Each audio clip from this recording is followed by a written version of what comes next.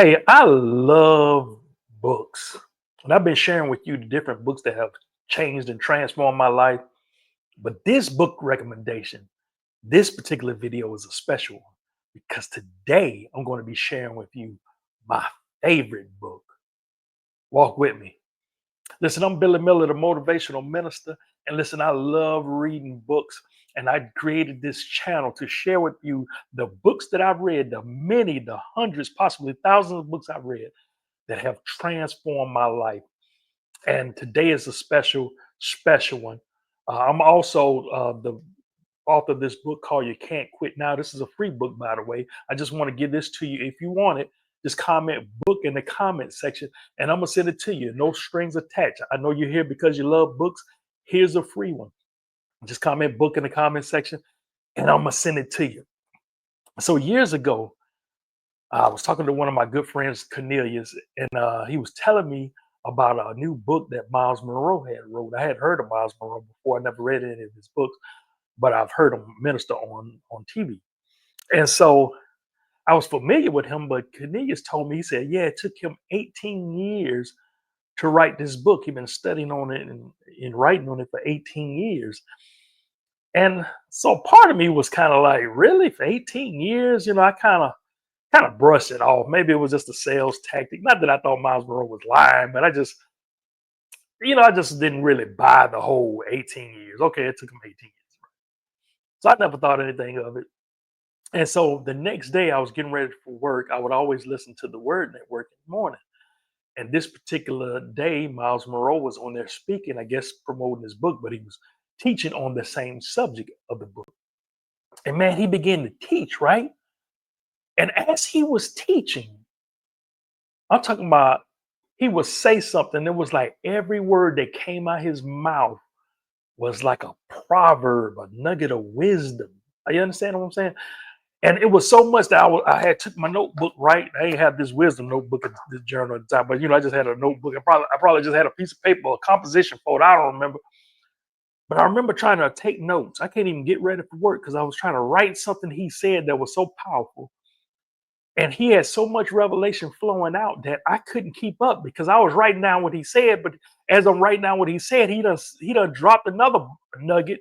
I was like, oh shoot, let me write that down. So during this time, we ain't had the DVRs or where you can rewind, pause. You follow me? And I remember trying to write and trying to keep up, and it was like every word that he put out his mouth was like, I said, oh wow, he really did. Oh yeah, it took him 18 years because he's speaking like it took 18 years. And I immediately rushed out and went and got the book. And the name of that book is called The Principles and Power of Vision. And the people in my circle, we call this the Vision Book. Now listen, this is my favorite book. Now, of course, the Bible is my favorite book. The Bible is, that's written in stone. Nothing beats the Bible. So let me ask you a question. What is your favorite book? Put it in the comment section. Listen, don't put the Bible in the comment section. I already understand that. It's already written in stone. Besides the Bible, what is the best book that you read? Well, this is my book. But write yours in the comment section. I'm curious to know. But this is my favorite book. We call it the Vision Book. Look, you see how it's all look like it's kind of rough. That's because I've been digging in this book. I actually met Myles Munroe once, and you're probably not gonna be able to see it because of the light, but he signed my book. He signed my book. And so I think he signed it in two places. Yeah, actually he did. He signed my book. And so it was a pleasure meeting with him. I got another separate story, testimony on that. But man, listen, we're going to talk about this book today. And this is the book that I recommend. And this book is talking about vision. And I think this book is my favorite because of the impact it had. It's not, listen, I've read other books that had more information. I've read other books that maybe have even been written a little better, or but this was an introduction to me for vision. And this book helped set me up for other books that I read that was like on dream, like success principles. It helped my mind to be prepared for other books that help me to dream big. And I believe this because of the impact. This is my favorite book. Uh, and when and it's about vision. So let me give you a simple definition of vision. Let me put it on the screen here. Vision is seeing the future before it comes into being. That's a simple definition. Seeing the future before it comes into being, the ability to see further than your physical eyes can see. See, it's one thing to just see what's in front of you, but can you see yourself getting out of debt? Can you see yourself owning a business? Can you see yourself writing a book? Can you see yourself starting a YouTube channel? You see what I'm saying? And so you're going to have vision, and God gives everyone vision. Just in case you're sitting there and you say, well, I don't have vision. No, you have vision. You just haven't discovered it yet. But if you're born, you have a heartbeat, you have vision. One of the things he said in this book, he says, sight is a function of the eyes, but vision is a function of the heart. You can have sight, but no vision. Just because everybody can see doesn't mean they can see beyond their physical ability. Are you following what I'm saying? So listen, you want to be a person who has vision. You know, I did a teaching on my other channel. I'll link it in the description of this video that I think is worth going to watch. I did a teaching where I talk about 3 types of people who are pregnant with vision. It's worth going to watch. And you, because you're one of those people. And I also teach you to show you the one that you need to be. So just after this video, click the link in the description to find out more about that. But listen, vision must be specific rather than general or vague. So that's one thing to know. So vision is one of the things I like what he said. He says vision is simple. Vision is simple. It's kind of like a bullseye, right? Right. When you ever threw darts and there's a bullseye, right? So you're trying to hit the bullseye. You're not trying to hit the wall. You may hit the wall because you aim bad, but you're not trying to hit the wall. You're not trying to hit the other colors. What are you trying to do? You're trying to hit the bullseye. That's what vision is like. Vision is aiming at the particular target. It's an aim. It's a focus. And so it helps you not to be distracted with other things, even though other things are good. But it's not vague. You know, when one of the things he said in this book, let me see if I can remember. He says, when you aim at everything, you usually hit nothing. So vision is simple. Vision is simple. All these quotes from the book. Listen, he says, your vision, like your fingerprint, is meant to distinguish you from every person in the world. Listen, there are over 6 billion people on the planet, but everyone has a distinct fingerprint. Your fingerprint is different from mine. Likewise, that's how your vision is. You were born with a particular vision, a vision that God has given you. And if you don't know what it is yet, it's important that you discover it, because that's why you're here. That's why you're here. What are you here for? You're here for your vision, purpose, all of that. And so you need to learn how to become a visionary. Write that in the comment section. I'm a visionary. Write that in the comment section.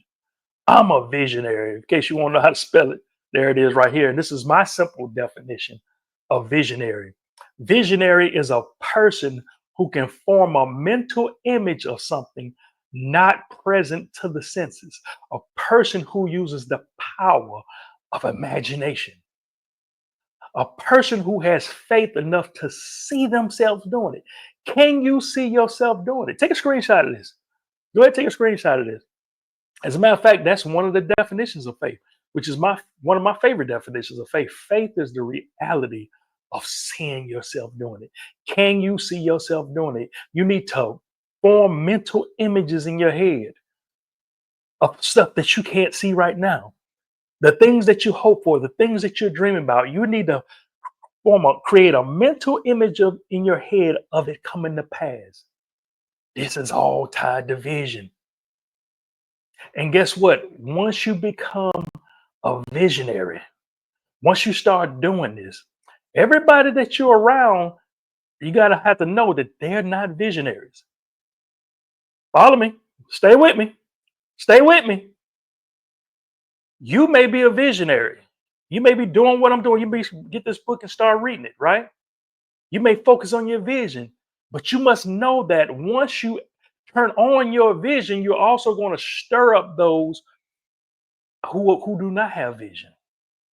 Follow me. So right now, I want to tell you right quick about the people that are in your circle, that are in your family, classmates, when you operate this vision, hey, they may not like you.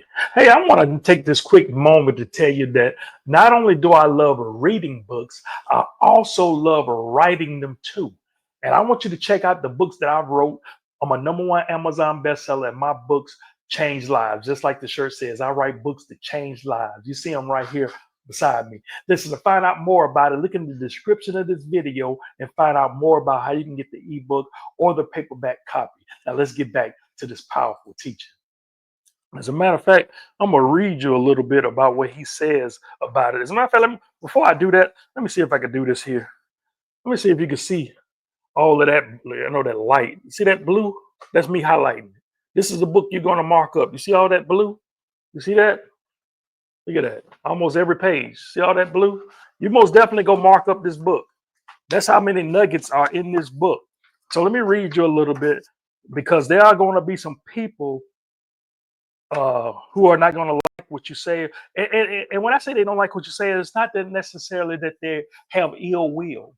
They may just be limited. Let me just read a little bit. And this is what he says. He says, is this the one I want to? Let me start from here. He says, sad to say. So listen, I'm going to read. You just listen. He says, sad to say, sometimes the people who are the most detrimental to the fulfillment of your vision are members of your own family. Some family members may be extremely supportive, but others may not be. This is because they have lived with you for such a long time that they think they know who you are. So they try to talk you out of all your dreams. Listen, don't let people talk you out of your dreams.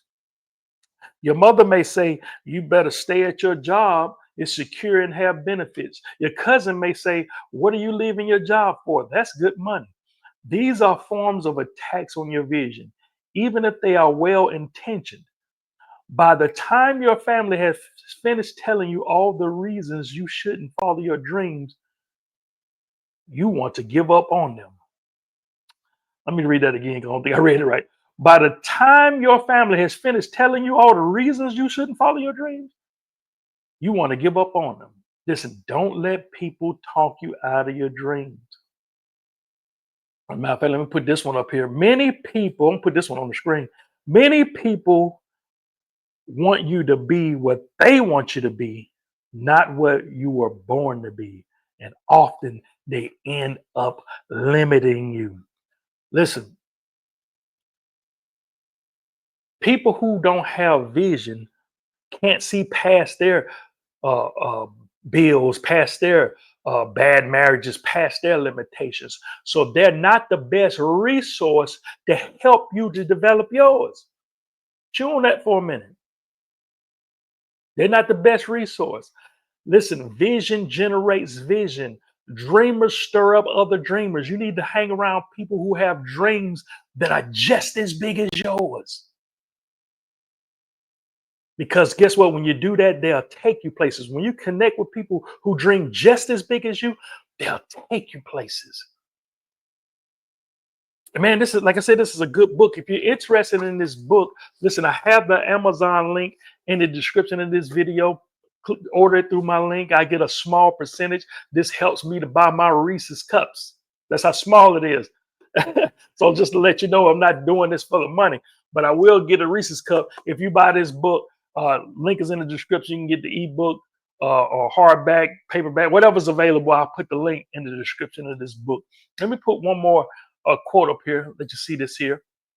It says, successful visionaries don't pursue their visions haphazardly. Instead, they operate according to established and time-tested principles that enable their vision to become a reality. Do you want your vision to become a reality? Then you need to find the process of discovering your vision. This book has totally transformed my life, and maybe it'll transform yours too. Look at the link in the description of this video. Get the book. Also, look in the link in the description of this video to find that other teaching I told you about. 3 types of people who are pregnant with vision. If you like the shirt, the link's in the description. And also watch this video right here to learn even more about books that have changed my life. Listen, I love y'all. Y'all take care. Y'all stay up. Y'all stay blessed. And always remember that the word is your life.